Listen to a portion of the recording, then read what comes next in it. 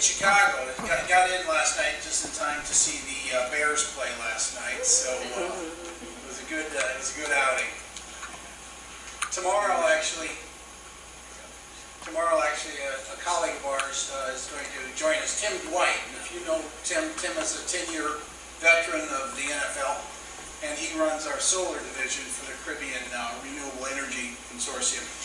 And Tim says something about Brian Erlacher that's kind of interesting. He said, only people with death wishes want to go over the middle on a short path route against Brian. Because unless you've got your life insurance paid up, you do not want to do that. The story goes that there was a tight end that went across the middle on Erlacher, and the last thing he heard before he ended up in the emergency room was, "Yummy." So Brian knew what he's looking for. Thank you, gentlemen. It takes a village, doesn't it? You know, I was in Germany in 2005 and have the great privilege to be married to a woman, Bonnie, who, and she's here in the front row, who is the great grandniece of Robert Koch, who is the Nobel Prize winner for medicine for 1905 for a causal link description between virus and illness. And we're at a mining facility, mining museum in the Harz Mountains. And there was a notation from 1771, and this has to do with technology and the acceptance of technology. It's a big mining museum, and the mining notation in the book said, "Gentleman visited from Scotland today, has a new device to evacuate water from the mines. We did not think it was practical, so we told Mr. James Watt that his steam engine was a quite interesting novelty, but would never have an impact in our society." Folks, my work is to identify the James Watts. My work is to identify those technologies that, as Jerry said, will revolutionize the Caribbean and ultimately the rest of the world in the energy and the transportation arena. My work has been around paradigm shifts, and I'm considered a paradigm shift specialist. Because I've done so many of these, starting in the late 70s and 80s with medical waste. I developed the first systems to centralize medical waste development, worked with Chicago hospitals.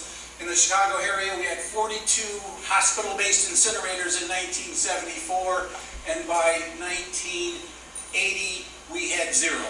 We brought in Browning Ferris and Waste Management from Houston, and they aggregated the waste. We no longer had to burn waste at hospital-based incinerators. I did that not on a technological basis, although we had that, but I did it on a financial basis. We showed the hospital that they could make or save more money if they let Browning Ferris and Waste Management do that. I took those things that I learned into the medical device, was asked by the CDC to try to convert the medical industry to safety devices. AIDS was coming in. We were losing 300 hospital doctors and nurses to AIDS accidental stick situations. We had to have something done. But the American Hospital Association thought it was too expensive. They resisted. I showed them how everybody could make more money or save money, blah, blah, blah. Then we converted in 12 years to safety devices. Went into communications. Communications on travel, getting to a conference like this was very expensive, so I helped invent the WebEx GoToMeeting technologies out in California and in Iowa and Chicago, and now we live in a world of GoToMeetings. Right before 9/11, we were getting information from the CIA and the FBI that we could have a terrorist attack on our shores. We thought it was going to be in the Houston Ship Channel. I was assigned to Texas A&M to use those GoToMeeting technologies to create terrorist and natural disaster response systems, which we did. And we were wrong about 9/11. It was not in Houston, it was in New York, but those systems are still in place today in response.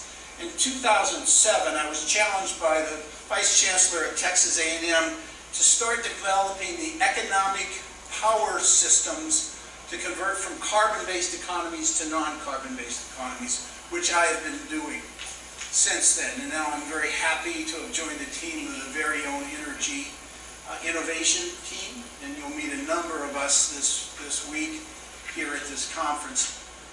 What have I learned from paradigm shifts? What I've learned is, first of all, you have to have superior technology that performs better, more convenient, more reliable than its predecessor, than the incumbent technology. Whether that's solar compared to coal, whether that's wind compared to heavy fuel oil, you've got to prove the financial case.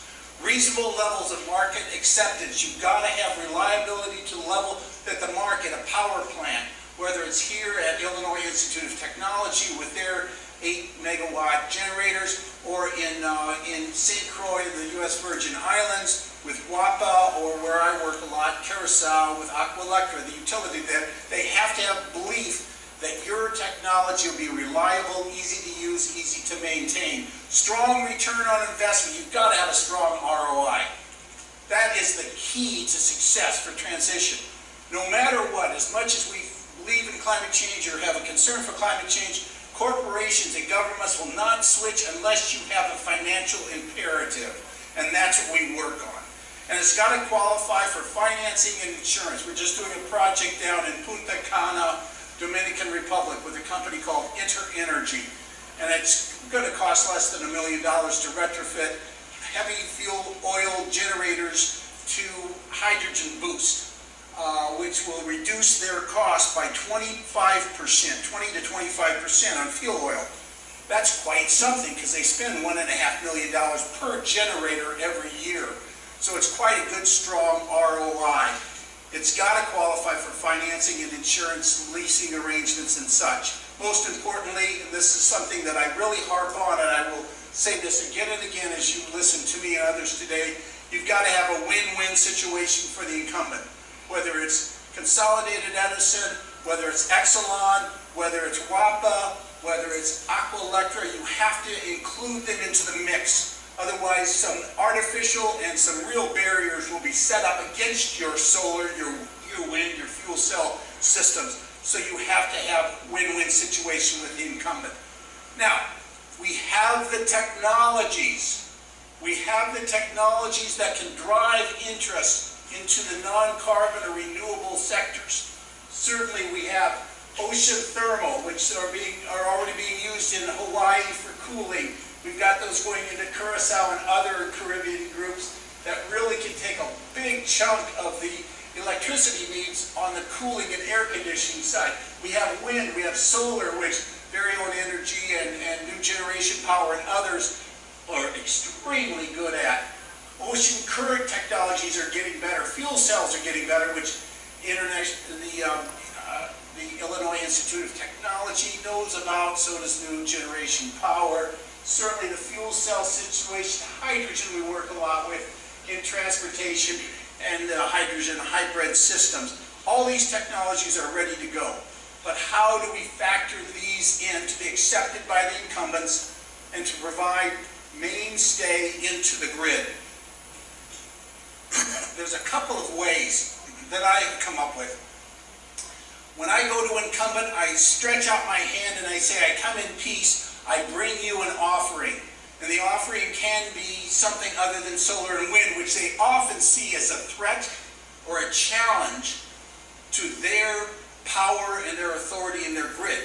So they're caught between high prices like WAPA is in the U.S. Virgin Islands at 50 cents a kilowatt hour, and these renewables coming in like at the University of Virgin Islands with Very Own Energy. How can you balance it? The balance is, first of all, respect the grid with respect. WAPA and other groups have been there for years. Respect it and respect what they have done and honor that. The second thing is bring them things they need.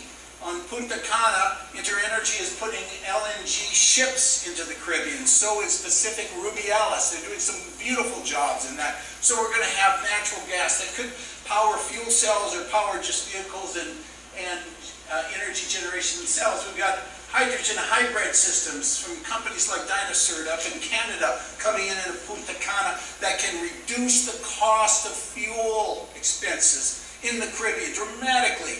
20, maybe 25, maybe 30% if you link them with other technologies. Electric cars are very in demand down there. We're putting 1,000 electric cars on a fairly medium-sized island now for the resort industry, powering them by what? Solar and charging systems that are supported by batteries. It's a beautiful model that we worked up.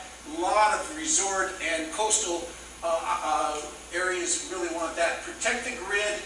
Energy storage is critical. You're going to hear a lot about from Jerry and from Mohammed, others, on energy storage. Protect the grid and use smart grid applications as we go with wind and solar. It's critical. So, to conclude, what I would say is there are a couple of things I've learned in my 30-year career of paradigm shifting. And the first thing is include the incumbent in the discussion for the solution. Don't see the incumbent technology or the incumbent utility as just the culprit or the challenge. They can also be part of the solutions. Two, you've got to have technologies that are ready and willing to move forward and have already been confirmed.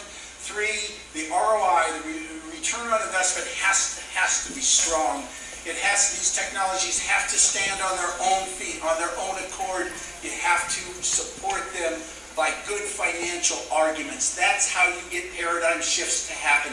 That's how we'll get paradigm shifts to happen in the Caribbean. That's how we'll get paradigm shifts to happen in China and across the globe, even in the United States. So, thank you.